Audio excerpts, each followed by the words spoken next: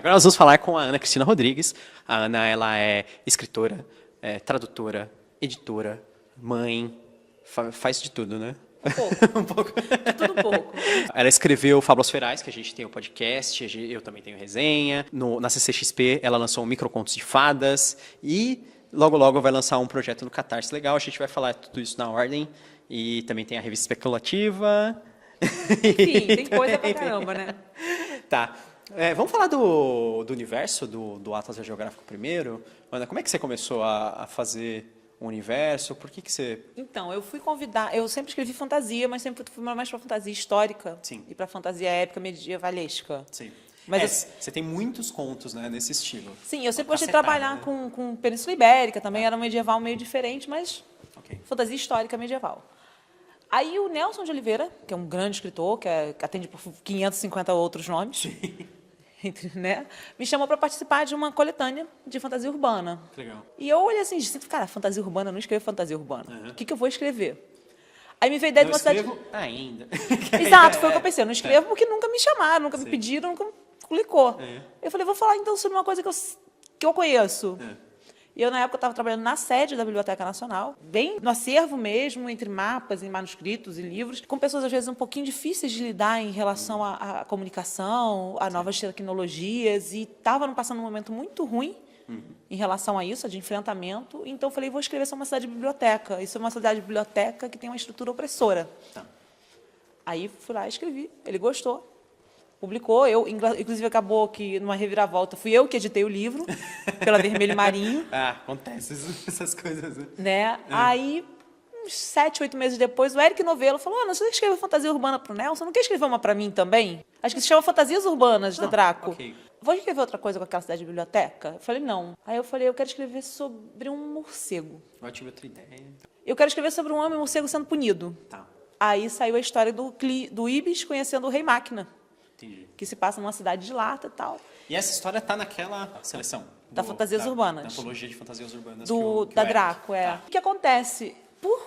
Sei lá por quê, no comecinho daquele conto, tem a protagonista do conto da cidade de biblioteca. Tá. E eu olhei assim, mas por que ela está aqui? Foi daí que surgiu a ideia do Atlas. Disso, e de uma vez eu tinha um estagiário, já trabalhando em outro lugar na Biblioteca Nacional, um lugar que era mais tranquilo, dava para estudar música enquanto trabalhava, que era fora da sede, na Casa da Leitura. Aí eu gostava muito daquela música do América, a Horse with No Name. Então, ele não aguentava mais aquela música. Coitado do meu estagiário. Lucas, te adoro, parabéns pelo livro novo. Mas, enfim, o Lucas, inclusive, foi meu estagiário e agora está lançando livro para editora grande, tá? Galera Record. Viu? Sejam meus estagiários. Vocês consagram altos níveis na carreira de vocês. Lucas o quê? Lucas Rocha. Lucas Rocha. Ele está lançando Young Adult. Legal. Dá uma olhada. Ele também tem um livro de fantasia bom, mas está inédito ainda. Então, assim, eu falei pro Lucas, quer saber, um dia eu vou escrever um livro baseado nesta música. A Horse with No Name. A Horse with No Name. Ele falou assim, sobre gente atravessando um deserto e um cavalo sem nome. Exatamente. Genial. E é basicamente sobre isso que trata o Atlas, né? Não, é bem legal. O Atlas Geográfico, ele tem uma certa inspiração, né, no Crônicas do Âmbar, não é? Você já tinha comentado uma vez com a gente. Foi uma coisa que quando eu comecei a delinear, depois de ter escrito esses 2 contos, mais alguns trechos curtos e tal, eu vi que ele é uma coisa de multiverso. Então, por causa ele é disso, multiverso, né? Multidimensão, ele tem uma coisa extraplanar. Eu comecei a ver que ele tem ligação com outro universo meu, que é o do Ladrão de Sonhos, que são outros contos que eu também já tenho alguns escritos. Aí, então, eu comecei a ver isso. E aí eu comecei a ver que eu estava tirando isso do Zelane. Tá. Isso estava vindo do Zelane, da cidade, que essa cidade é verdadeira, as outras são sombras e tal. Então, eu vi que tinha essa influência. E também depois eu vi que o Atlas é uma versão do Oz casada com Zelane. Não tem jeito. A gente Então, acaba fazendo o que a gente consome, né? Então... mas eu acho legal que ficou assim, as Oz... coisas se juntam na nossa cabeça sozinhas. Não tem controle. Oz porque tem a menina, tem um bicho, um homem de lata. Sei. Foi quando bateu o homem de lata, eu falei, o homem de lata, isso aqui é... Meu Deus, eu adoro-te! E o Fábulas, você fez ele como uma espécie de uma introdução, né? Para alguns elementos também do Atlas. Então, quando tem o Atlas, ele se foca muito na cidade da Clio, que é a cidade de biblioteca. Tá. A cidade do Ibi, Shangri-La, aparece pouco. Tá. E é um universo que eu gosto muito. Aí você quis dar uma explorada no Fábulas. Sim. E eu tinha um conto solto, não era desse universo, que ele falava da briga de 2 povos fera. Tá. E aí você aproveitou para elaborar em cima Eu falei, daquilo. calma aí, isso aí é a origem da cidade do Ibis. Que é os macacos e os... Isso, é o ensurdecedor silêncio dos deuses. Tá. Aí ele virou o conto de origem de Shangri-La e dali eu sigo até a guerra deles com os humanos, que é o começo do Atlas. Entendi. Então, a progressão é essa. E aí você pretende colocar o Atlas no Catarse? Logo, A pra gente fazer está há 2 anos procurando editora. E assim, eu reconheço que o Atlas é um livro que pode parecer complicado. Ele não é. Ele é um livro muito fácil de ler. Ele é um livro muito fluido. Eu pensei ele assim, apesar de ter uma estrutura diferente. Só que a gente está no mercado em crise e o mercado em crise tem medo. E o desconhecido dá mais medo ainda. Sim. Eu, apesar de ser um nome mais ou menos conhecido no nicho, eu fora do nicho não tenho tanta expressão. Sim. Aí é um livro difícil, diferente, digamos assim. Não é difícil, é diferente. Sim. Aí o mercado fica com medo. Então, não consegui editora. Eu queria não ter esse trabalho, mas já que eu vou ter que ter esse trabalho, eu vou fazer. Então, eu quero agora, até o final de julho, colocar na Catarse, na Comic Con 2018, a gente está com o Atlas na mão. Vai dar certo. Vai Provavelmente. sim, não. Eu acho que vai ter sucesso, sim. A gente apoia esse tipo de projeto. Sim. Financiamento coletivo é um negócio assim, interessante, que eu acho que ele junta mais os fãs aos E há uma demanda autores, pelo né? Atlas, há uma curiosidade, as pessoas gostam, as pessoas leem o Fábulas Ferais e querem, as pessoas estão lendo a amostra do Atlas e querem mais. Sim. Então, eu sei que há uma demanda por esse livro. Então, já que não há mais ninguém querendo suprir a demanda, a gente tem o know-how, a gente vai fazer. Sim. E as traduções aí, rolando a solto? Sim, eu estou terminando... Agora sim. Você terminou o Face? Terminei o primeiro livro novo, o primeiro livro da série nova do Raymond Face. E foi lançado? Foi lançado agora pela HarperCollins Brasil. Legal. Eu recomendo muito para quem gosta de alta fantasia, de fantasia épica. Tem gente que não gosta do Raimundão. Isso é mais pra frente na carreira do Não, foi agora. Ele é praticamente lançamento simultâneo. Lançou agora nos Estados Unidos também. Ah, então legal. É a saga Fairy Mania, Juba Ardente. Porque ele tá numa época assim, bem mais madura. Assim, Sim, eu acho que a escrita dele evoluiu bastante. Ah, sim. Então, Né? Eu trabalhei com a edição do Mago, eu trabalhei com a edição do primeiro livro da trilogia Império aqui no Brasil. E agora eu fiz a tradução do King of Ashes, Rei das Cinzas. E eu posso dizer que... É uma trilogia também, ele? É uma série. Eu não sei se são 3 ou 4. É, porque ele ainda tá lançando lá fora também. Então... Não, a gente não sei. Eu acho que vai ser no ritmo da Rift War. Tá. Tipo, 3 livros fecha um arco, 3 livros fecha outro arco. Se ele for fazer mais...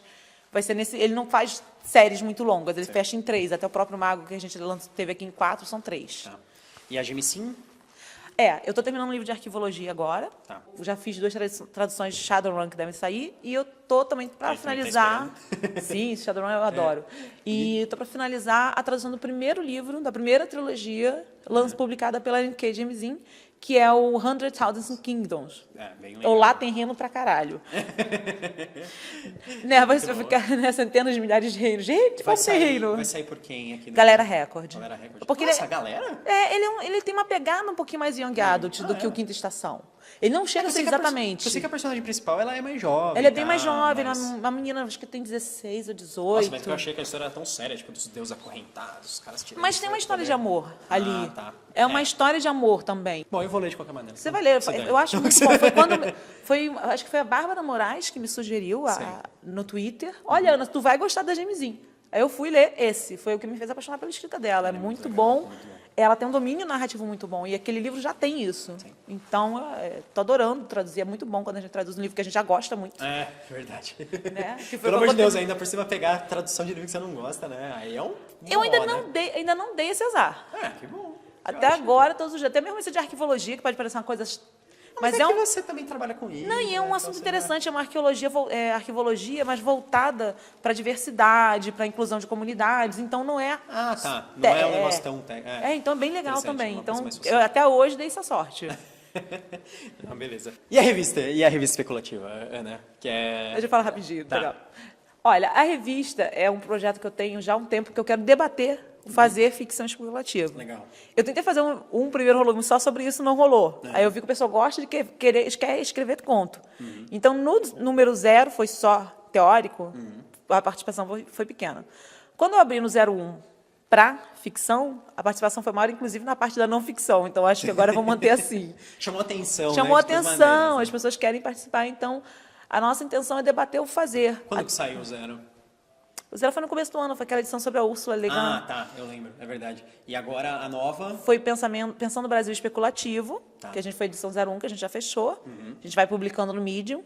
Porque o processo é, a pessoa manda o artigo, a gente lê no grupo e comenta, escreve, eu faço uma revisão. E a revista é aberta, as pessoas conseguem... Não, a gente tem é aberta para leitura. Sim.